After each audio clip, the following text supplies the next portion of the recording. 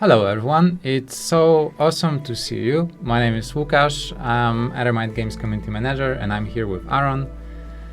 And Hello. we are here today to talk a little bit about tomorrow's tutorials and tips update. This is one of the last early access updates, so we are very grateful that you've been with us for all this time, supporting us.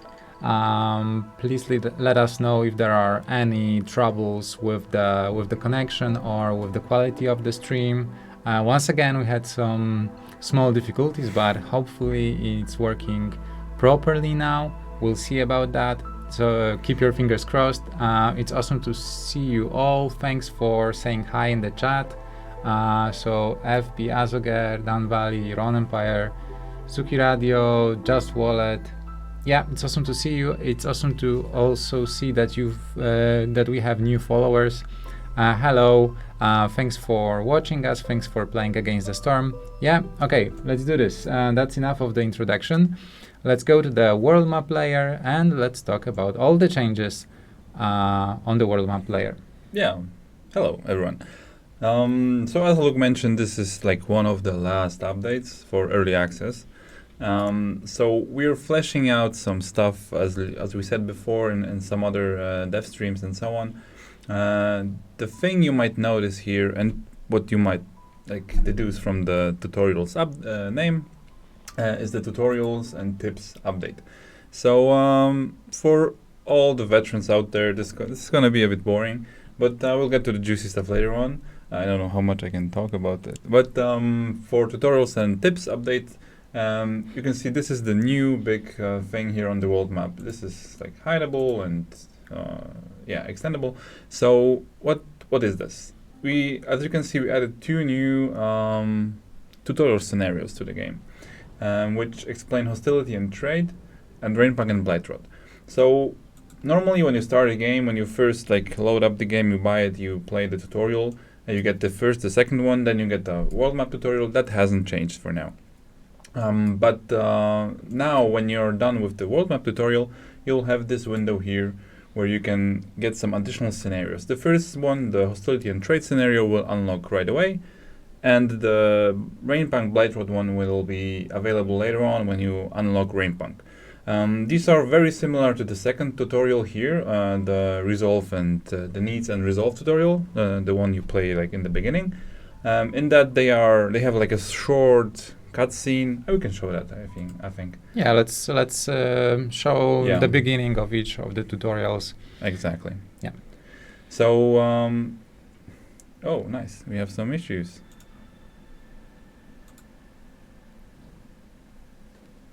Cool. There's some. Sorry, I just needed to show Aaron where to click. Yeah. And I saw some errors here, so that's gonna have to be fixed. So yeah, it's the same thing as with the second tutorial. We have some introductory camera movements, text boxes, and so on. The game explains like a general topic of this whole tutorial with some additional animations here. And once that's done, you can then play a scenario that isn't forcing you to like do the stuff, isn't like hand holding you and giving you like the exact buttons you need to press only in the beginning here. It's like in the same way we do all our tutorials. We let you go at some point. I think it's gonna be right after this message, and yeah, that's when you start playing. And the thing that will guide you through here is that specially designed scenario where you find some specially designed things here. These are random, but not as random as they could be. Also, one big thing that will guide you through this scenario is, as you can see, we only have like one or two choices here, as with most tutorials, because we want you to have certain buildings at certain points here. And then when we speed it up, you get some just one order, which is like telling you to do something we want you to teach, to learn, and so on. So yeah, that's the main feature of this update. There are two tutorials like that. For most of you, you've played the game so much, this is not going to change your life. but it's going to help the new players understand some of the rules of the game a bit better. Because that were, I think, the most important things we didn't explain up to this point, which is trading, which is hostility. I mean, we show it. The first tutorials here are a bit, they have two only effects here, so the player has to deduce it by themselves. But at the same time, we never explicitly tell you what exactly is here and how you should approach that. And this tutorial will help with that. The second tutorial, the next one, the one with Rainpunk and Viceroy, will also explain to you how to deal with that, how to use Rainpunk, and we hope that by adding those tutorials, we should see some players start using those mechanics a bit earlier, because a lot of the time it's like players learn the game, they play it, they finally find a strategy they like, and they are sometimes hesitant to use strategies like, for example, Rainpunk. So by introducing those tutorials, we think that we might accelerate that process a bit. Yeah. Also, we have one very a person with very keen eyes in chat who spotted that there's an addition to the buildings panel. Oh yeah. Yeah. So yeah, we can move on to UX because only if you produce 20 berries. Oh no! How do I do that? Yeah. So that's it for tutorials basically. There's also one thing we added. Alongside the tutorials, is we updated some of the loading tips in the game. That's not much, because loading tips are sometimes not even read by players, but they're there and they're useful sometimes, so we updated them, we added new ones. They should help you navigate through the game and maybe occasionally learn something, by simply looking at the loading screen. But yeah, let's move on to UX. Somebody noticed that, there are some building counters here. That was a very requested feature on Upvote. It was on Discord, so yeah, we added that. So you can see now we have some small numbers here, which are the same basically as the build number here when I hover over the icon. And you will see at a glance how many different buildings of a type you have in your settlement. That should help you find them and should help you decide what to build next. When we're moving on to UX, that fast. I wanted to talk about balance a bit more, but let's move on to UX. That's not the only thing here, because we also have. Do I have a farm? Yeah, I do have a farm. I'll just build it anywhere. I don't have farm fields here. It doesn't really matter. That was also a community request. Planting times and harvesting times. Those were not indicated before. Now we added them to the recipe overview here. So you can see how long it takes to plant one crop of roots and how long it takes to harvest it. And that should make it also easier when you get some perks and rewards that will increase the time or decrease it. Builders to decide if that's useful or not. So that's one bigger change here. I'm just looking at my list here. Sorry for nudging my head to the left. Building counters, new tips, harvesting times, and so on. One big feature, and it's not a big feature; it's a small feature, but it was something that was mixing up the community have noticed that some of the objectives we have in the game for deeds and for world events are not really that clear. Especially the ones with that tell you to do something before year 8 or 7 or 9 or so on. And in the text there was said that before year 8, for example, but what we meant by that is before year 8 ends. So we updated that, small change, but should make your life a bit more easier. So you don't have to think about what the exact. You no longer need to guesstimate what we meant by year 8. There's also some smaller changes. Again, this is an update a bit focused on newer players, so we have some smaller changes that should help them navigate the game. For example, here the tabs have tooltips now, so you can see what they mean basically when you hover over them. That explains a bit. There's also a few things like you could have seen it here, but I'm not sure if that was visible. There are some prompts in the game where we tell you to right click, left click to do something, and we just unified those prompts to say our LMB, left mouse button, RMB, and so on. So it's unified across the board in most places. And the biggest UX change, I think, and UI change, you can't see it here. By the way, when you press escape, there's no longer the skip tutorial. Oh, there is, but there won't be the skip tutorial. No. No. The skip tutorial because we're is in fine. tutorial. This is fine. But replay tutorial. Yeah. So that's one thing that changed. So as Luke said, here there was a replay tutorial feature. It was a bit weird because it threw you into tutorial 1. Then you had to play it or skip it, then you played tutorial 2, then you finished it, then the world map tutorial played, and you had to reset your world map. So now that's basically non-existent here. The way you replay tutorials now is just through this window. Once you win a tutorial for the first time, it's going to have a checkbox here.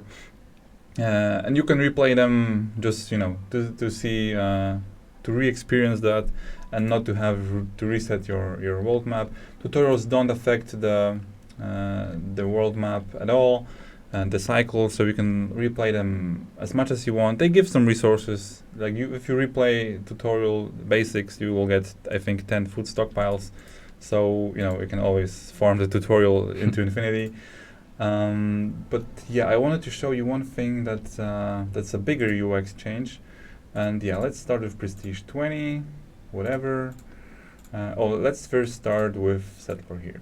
So, as you know, we use some store-bought assets, icons only. Like the entire game is basically custom-made by us.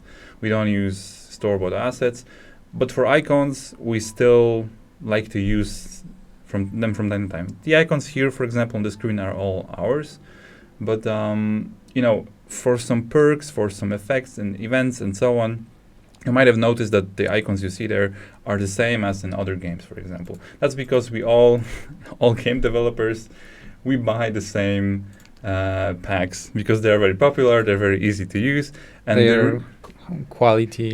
Yeah, they're very high quality. And the reason why we use them is because it's very easy to iterate. So if you want to add a new perk or 2 perks, it's as easy as finding the correct icon from the pack. But once things have settled, once we are sure that the perks and the effects are pretty okay, and they won't change radically, then we commission out some new icons for the game. And the same thing happened this time. We have 48 new icons in the game. As you can see here, the prestige modifiers have their own custom icons right now that are a bit more in line with the lore of the game and they're a bit less generic. For example, this procrastinating fox, or this smile of a trader, or this eye of the Queen's Mask. So from now on, you will see new prestige modifier icons. There's also housing upgrades have new icons as well. I think there's also the beacon tower abilities, the sealed forest icons, some order objectives, some rewards in the smoldering city upgrade tree, settlers luck difficulty effect. Yeah.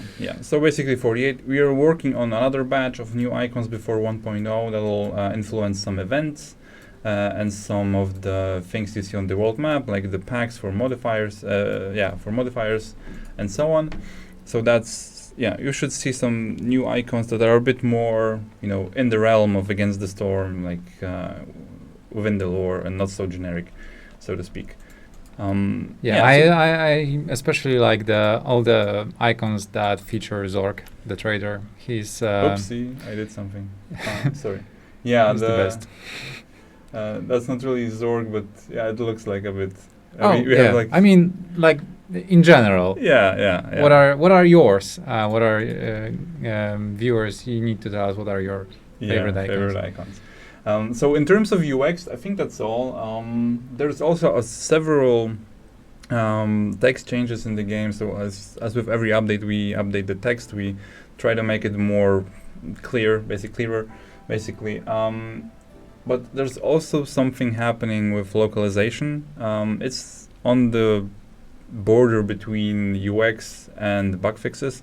So with this update, we will introduce quite a lot of text changes. I mean, fix some inconsistencies in some languages.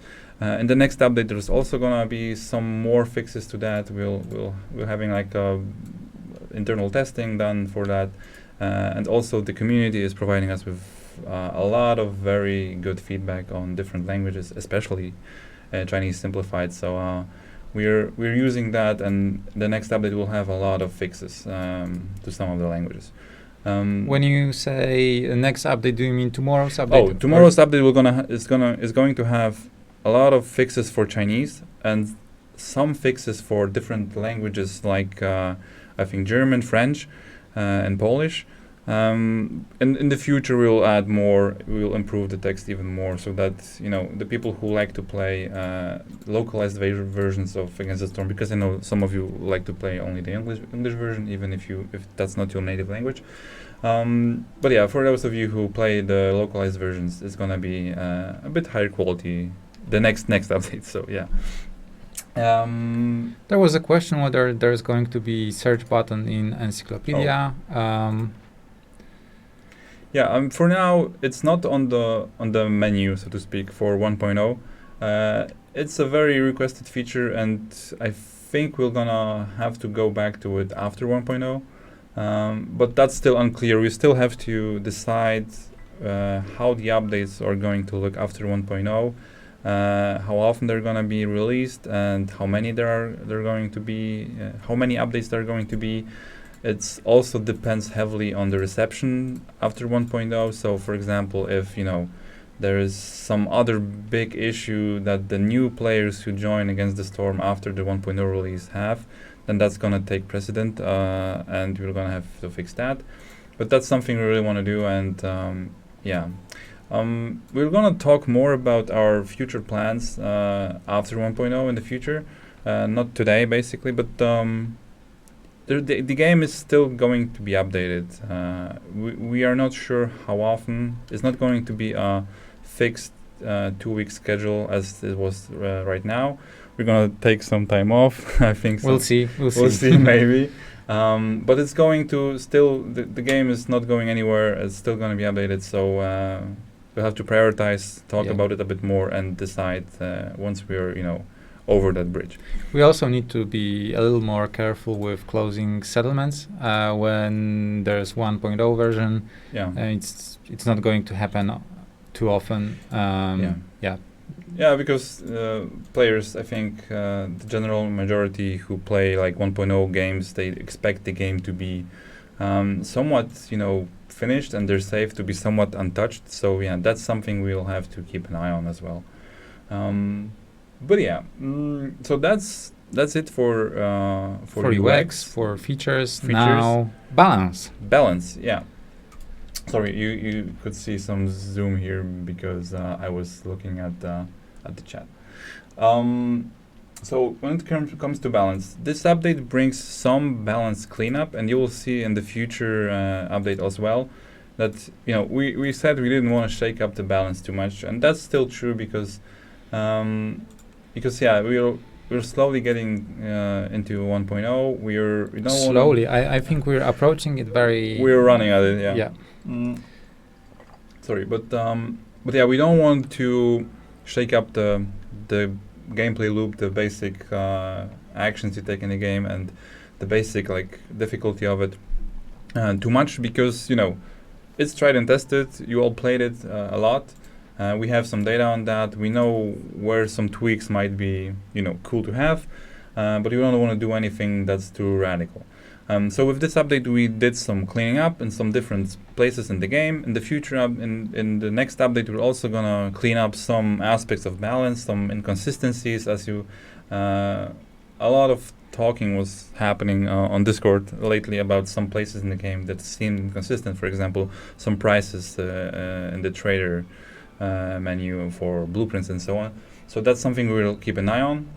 But for today, we rebalanced slightly the dangerous and forbidden glades.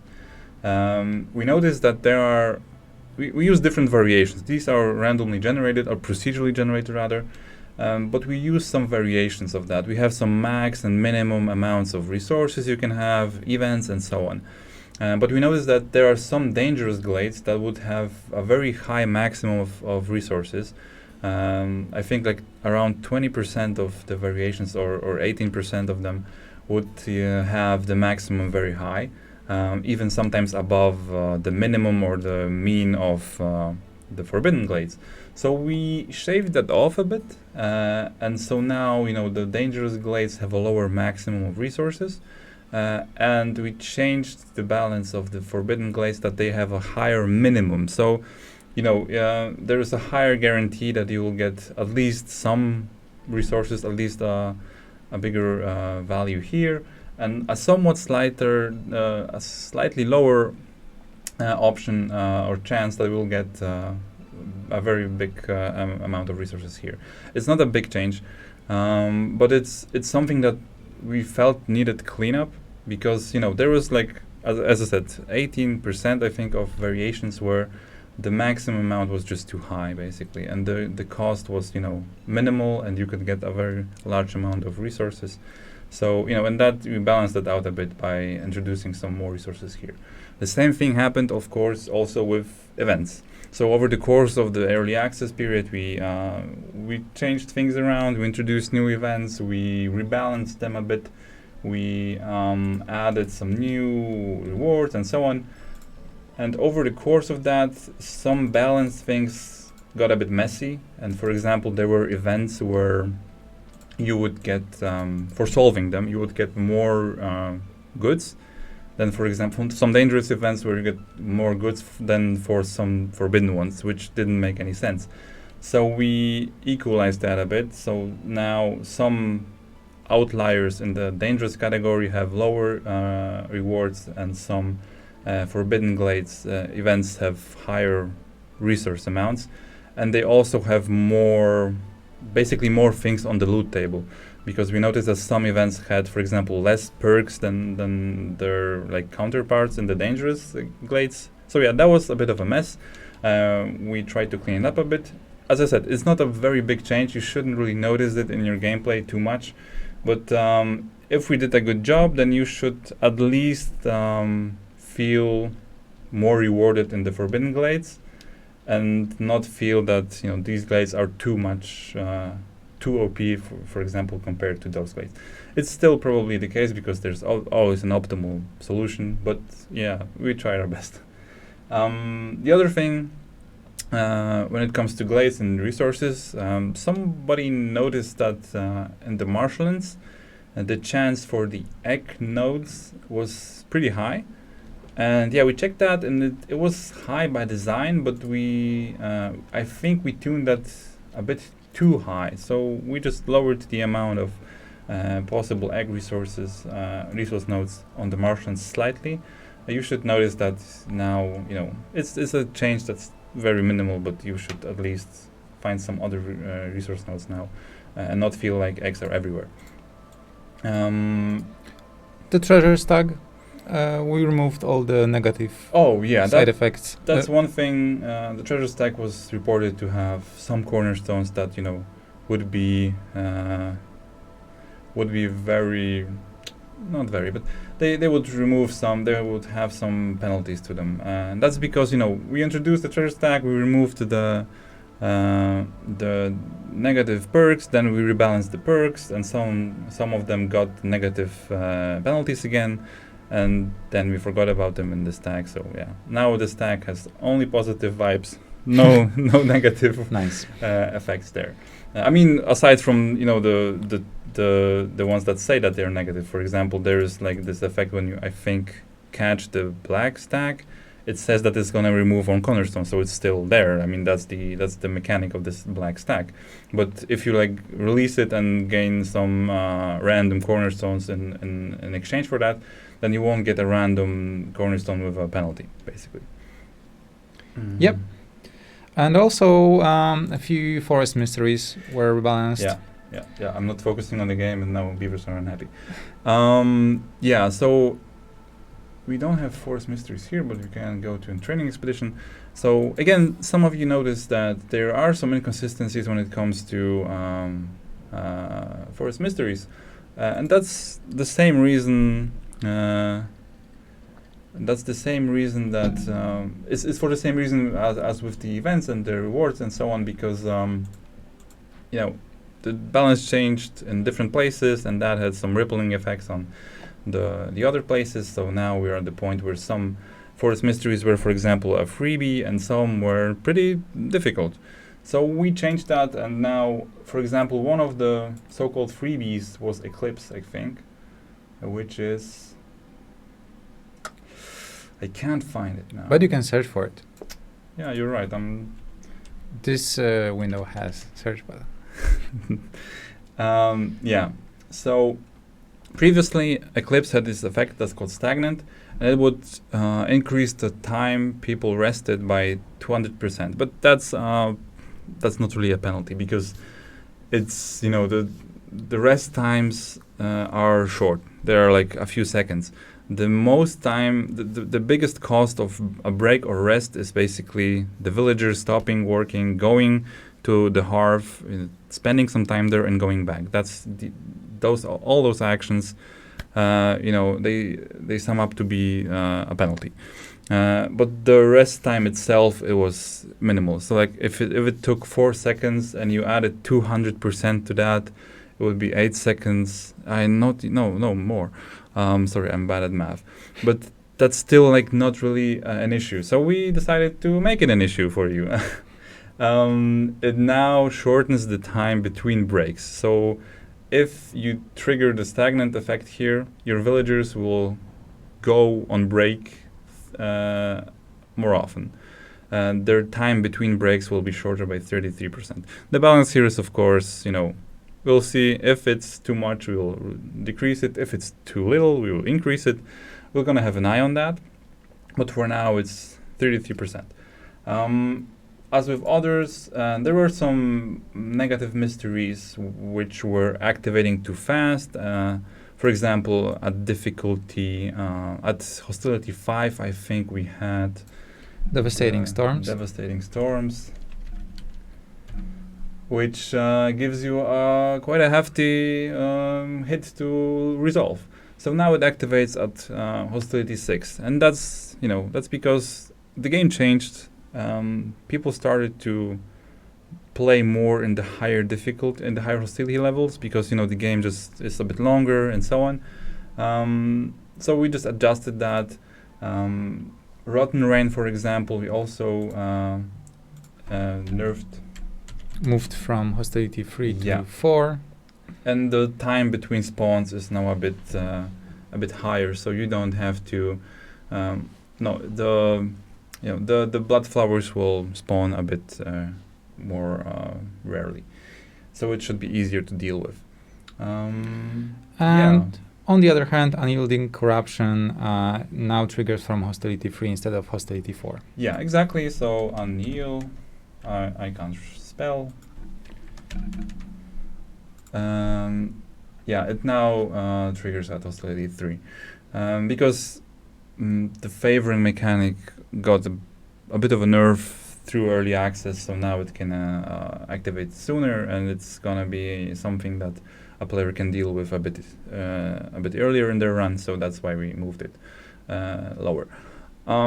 It's still not the end of changes here, so if you have some more feedback after this update, just let us know. We will try to find the places, and if it's events or the forest mysteries, we'll try to find the places and just clean up the stuff there to make the game, not perfectly balanced or even, because that's unattainable and boring, but at least try to make it more consistent in some places where, the inconsistencies crept in through the entire early access. What else is there? I think in terms of balance, that's it. Oh, the Rainpunk Foundry. That's also one thing that's I think I saw on Discord, and I agree with that.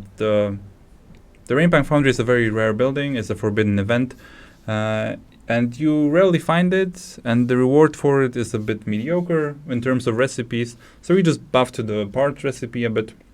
It's now a bit faster, and it's now requires a bit less resources, and it also the Rainpunk foundry now also can have 3 workers instead of 2. So that should be a boost to this building. Maybe it will be useful.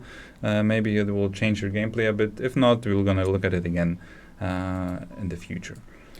There's one balance question. Yeah. On the sealed forest, there's a plague that sometimes hits really early where you need to open dangerous glades or you lose villagers. Can that be moved later? So now that we at least read it out loud on the stream, you have a guarantee that we'll at least need to consider it, think about it.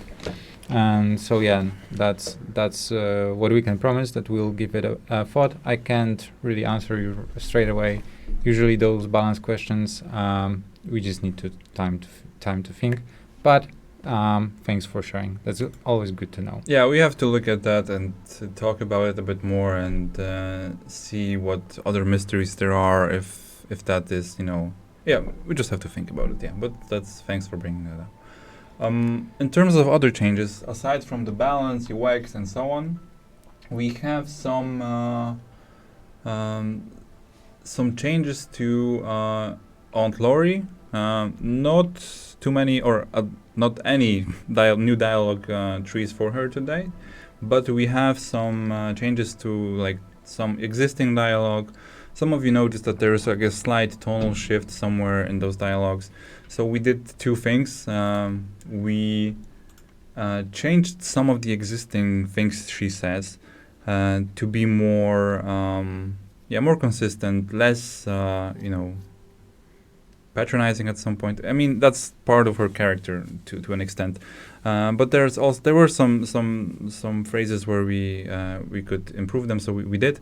We also made it so that the most advanced players that are, prestige 20 and so on, that they don't see the most basic stories or the most basic tips. Because at some point, if you don't interact with Aunt Lori, you are a prestige 20 player and you haven't seen the tip about hearths, upgrading hearths, or moving camps. That doesn't really matter. You know that. You don't need to hear that. And that's, I think, something that might have affected the reception of this character. So we just blocked that for the most advanced players. You just don't have those those beginner topics when you talk to Aunt Lori.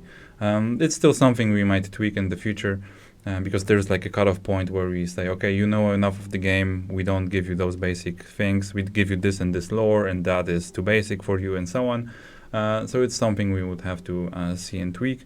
She also got some new opening dialogue, so she doesn't say the same phrase over and over again when you go there. You see some other new stuff. Yeah. So what else with Aunt Lori? Yeah, I think that's mostly it. I'm looking at the list, and I think we've went through the majority of the changes. If there's anything else, you will find it in tomorrow's update notes. As always, we will aim to release the update between 1 p.m. UTC and 3 p.m. UTC. There's been summertime saving change lately. So you just double check what time it is at your in your time zone. But I think, we'll just double check. So as a reminder, as always, we will need to first finish your current settlement. So if you're in the middle of doing some important deed, or just want to finish your settlement, make sure to do it before the update goes live tomorrow. Now we have some questions in the chat that we haven't answered. Let's go. Let's do it. Let's start with any buff to Harpy's house upgrade. Its effect is similar to Eclipse. We might do that. We're gonna have to think about it because the housing effects are a bit different to the normal effects and the existing perks, because they can scale very fast. Because you can have 10, 20 houses if you want. So we have to look at that, but I think that's something that might happen in the future. Yeah. Most of time penalties from mysteries and glade events like Rotten Rain or Corrupting Caravan thingy, where it spawns for each hostility level, can be cheesed by turning on sacrifice, unassigning woodcutters, etc. just for a second right before the timer does the check. Are there any plans to nerf that somehow? Not right now. We are aware of that there are some like cheese mechanics still in the game. We tried to remove them over the couple of updates earlier. I don't have like any specific solution to that right now, and no task aside from the backlog, and that is actionable right now. But yeah, we'll have to look at that. But I can't promise it's gonna happen before 1.0. Maybe we will dedicate some of the balance cleanup to this problem, but I would have to think about how we would fix that exactly, because that seems like a problem that would need a better thought out solution or a change to the effect, and not really a timer or a delay there somewhere. We'll have to think about it, because there are some solutions that I think were proposed on Discord where it would take the mean or the last couple of minutes how much hostility you had, but that's a UX problem, and then where you have to show it what the mean is and how to influence it and so on. So we'll think about it. So there's a question about species powers, but like Fox can see, water lizards, harpies don't really have any power. Their power is basically giving you items in the beginning. So lizards have, for example, tools, and harpies have clothing. I'm trying to remember if you can see it in encyclopedia. I think it's there. And harpies have starting ability gain 50 codes. So when you go to encyclopedia and to the species tab, you can see what is the special ability of each species. So that's where you can see that each of them has their starting ability. They may not be. You might find some of them not as cool as others, but in all of the cases, this is intentional, and as many other things in the game, situational. What else? When 1.0 release? We can't share any specific date yet, but we do aim for release in 2023. So, and this only gives us a little less than 2 months time. But I think if all goes well, before the next live stream, you will know the full release date. Yeah. There are still some things we need to discuss with Hooded Horse, our publisher. There are a lot of things going on in the background aside from updates. Once we have a set date that we can announce, we'll do it as quickly as possible.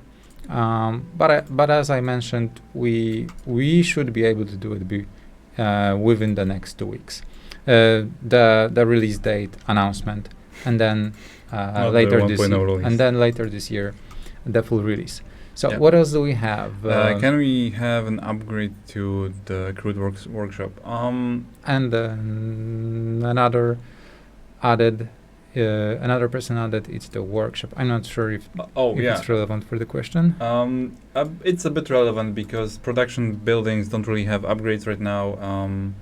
We avoid upgrading production buildings because the basic ones, the ones you always have, shouldn't be more powerful than the ones you get from blueprints, because that would undermine the whole idea behind having the workshop if you have the crude workstation upgraded to a very high degree. We might still introduce some upgrades to other buildings, but no plans for the workshop, for the crude workstation, the makeshift post, and so on right now, or the field kitchen. When can we expect another data drop with updated assets for the wiki? Would be really appreciated. So if you mean like the data in the Excel file, then just ping us on Discord and we can do it whatever you want. I'm not sure if it also exports all the images from the game. Does it? I think yes. Yeah, I think some. Not sure exactly which assets it exports, but building icons I think are exported. Perk icons as well. There might be some outdated icons there. We have to check with Telhurin because. Yeah. But yeah, we don't do it regularly. But whenever you ping us and ask for an updated data sheet, then that's no issue for us. We should usually be able to do it within 24, 48 hours. Yeah.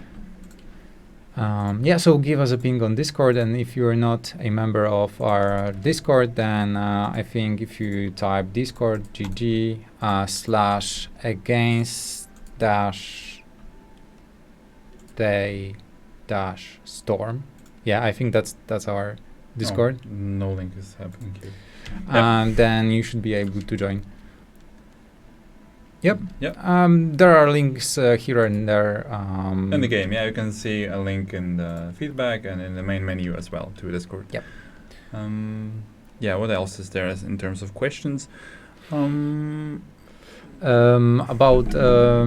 is there any game design reason why roots, herbs from herb garden can't be used to feed ranch? It's mostly balance. It doesn't have anything to do with flavor and so on. So when we designed buildings like the ranch and other food items and so on, we mostly look at, our first goal is balance here. So we look at some stuff like, is this item used in other places? What's it used for?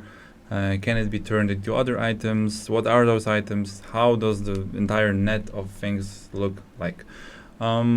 And I don't remember the specific reason why roots are not in the ranch.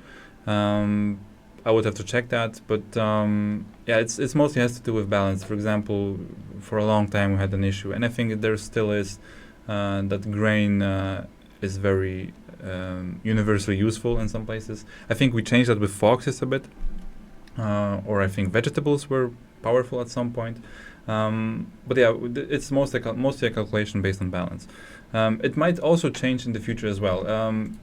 I said that we won't shake up the game for now too much, but after 1.0 we're still gonna release at least some updates that will address some resources and so on. Yeah, we will keep watching all our social media, Discord, Steam, Reddit. After 1.0, we're not going to abandon the game once it's really fully released. So we will keep gathering your feedback, keep discussing it, and you can expect some. I guess you can expect some updates after 1.0. As Aaron mentioned, not as regular, probably more like surprise drops. But still. Keep us posted about all your balance suggestions and other suggestions as well. Are we going to do something crazy for the release live stream? We are going to do live stream around the release. Not sure if exactly at the point when we click the release button. Because some weird things tend to happen at that time. So we need to be like 100% focused. But other than that, there should be at least one more live stream. The 1.0 will also have a new feature that we might show to you, not today, but on that live stream. It's not going to be as huge, but still a significant feature for more advanced players who are looking for more challenging things in the game. What else in terms of questions? Ron asks whether the delivery priorities will make it before 1.0. You mean the roadmap items? Or no. Delivery priorities, like when you have items in workshops or stuff or events, and you want some of them to be moved earlier. Yeah. This is what we tested, and didn't find a working solution. It's something that we wanted to do, but as we get closer to 1.0, there's a lot of things happening in the background, and I can't really tell you if that's gonna make it before 1.0. I'm not really sure. Sorry, I'm laughing because Ron reminded me that yes, we indeed mentioned that we were thinking about it under a shower. Yeah, but we also think about 10 other features under the shower. Not only that, so. We have a very small team and we have to prioritize stuff, and the 1.0 release also has a lot of issues and things we have to do that aren't really visible to you as the community, so we have to balance that a bit. It's something we really want to do, but there's so many things out there that we could fix that we have to prioritize before 1.0. Yeah. Chat is in very good humor today. Alkavan says, take bubble baths for 100% more thinking power. Yeah, I mean, if I had how's it called? A bathtub in my apartment, then I just have a shower, sorry. Yep. Okay, so I think we've either went through all or the majority of questions. If we didn't answer anything, you can still go to Discord or Steam or Reddit or wherever you find us. We are a little bit less active there lately because of all the preparations for the 1.0 release, but it doesn't change the fact that we check all the messages that appear. We are not always able to reply to them. But nothing changed about the fact that we read all of your comments. So once again, reminder, the update goes live tomorrow between 1 p.m. and 3 p.m. UTC. It will mainly feature 2 new tutorials, one with trading and hostility, and the other one with Rainpunk and Blightrod. And all the other things that we mentioned during today's live stream. Thank you so much for joining us. Thank you so much for following, and have a great evening, have a great day, and see you tomorrow. Check our update notes for the full design notes and the full changelog. Yep. Thank you so much. Thank you very much. And once again, bye-bye. And now let's, as always, let's raid Ron Empire for some more Against the Storm. See ya! See ya!